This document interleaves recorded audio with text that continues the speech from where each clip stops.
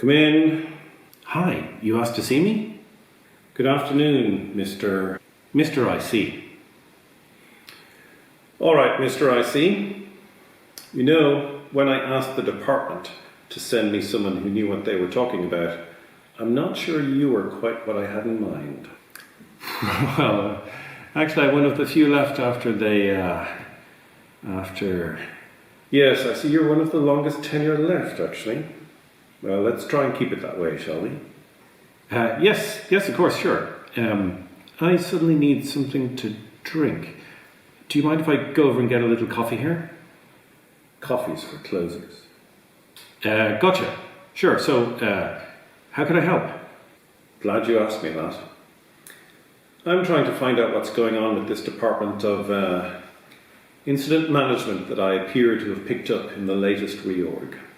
Now, according to this, we invested a lot in incident management last quarter, and incidents went up. Is that expected? I thought incident management was supposed to make things better, not worse. Well, it's not that simple, of course. I mean, it's not that we're finding more incidents as such. It's really more that we're trying to handle them better. And the investment really helped the team to do that. Really? Here it says that not only did we have more incidents, but they also lasted longer on average. If the investment helped the team, I don't see it here.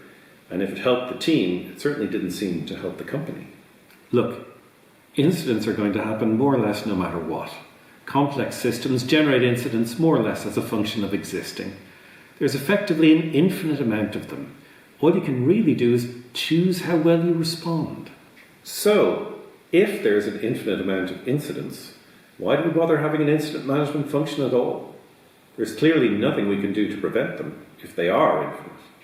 Well, of course we need to restore service, so we still need an incident management department.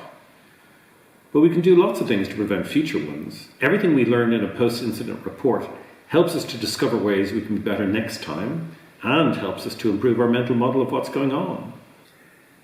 I'm still on you saying there's an infinite amount of incidents. Of course I accept service restoration is necessary, but if you can't tell me how much incident management will get better if I invest, and also whether or not it'll get better at all, why should I spend resources on this? I can go down the hallway and find a team who can tell me precisely what the marketing research suggests the uptake of the feature will be, and as a result, how much money we'll make. By contrast, you can't even tell me whether or not something terrible is about to happen right now. Well, those people are probably mistaken, actually. I mean, or lying. Well, everyone's under pressure to deliver, of course. So in the scramble for resources, everyone's going to say what they need to in order to get the resources they want. And of course, cost centres like us will lose out to revenue centres. It's just that we're not sugarcoating it when we say we've no idea whether or not things are going to get meaningfully better over any timescale you choose to pick. Just that they'll be better than in the parallel universe where we didn't exist at all. Tell me, do you have any numbers for these parallel universes? No. Of course, we can't measure a counterfactual. And mostly these days we currently believe we can't actually measure anything worth a damn with incidents. Certainly nothing about how many of them there are, how long they last, what kind of impact they've had is a reliable predictor of the future at all. You know, there are those amongst my colleagues who feel that we shouldn't measure any of this at all, and even that people like you shouldn't get involved in the first place.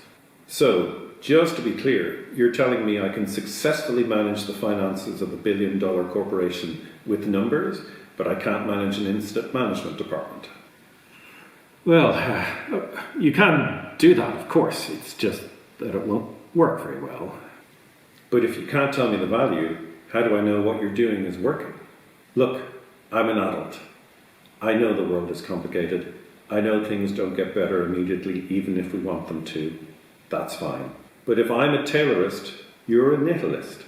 Give me a way I can see things get better when we pay attention and get worse when we don't. Give me a way to show my boss and the business as a whole that this matters in a way they can quickly understand. Emphasis on quickly. I'm supposed to make decisions about things quickly. That's how the system works. That's my job. And it doesn't work that way because the system is corrupt. It works that way because that's how we simplify things. You steer the ship, however inaccurately or sloppily, from the information you have to hand, from the directions you understand you can go to. Look, you don't like me, that's fine. You don't have to. That's the good news. The bad news is you do have to find a way to manage incidents with numbers in roughly the same way that everything else is. At the end of the day, this is about manageability. Give us something which can be managed roughly the same way everything else is, or lead a revolution in how things are managed. But don't tell us there's no metrics that make sense for incident management. No way to know if things are getting better or worse. No way to significantly affect the chances of things getting better or worse. No way to weigh or balance this kind of work against other kinds of work. From my point of view, to give you these resources is just throwing them away.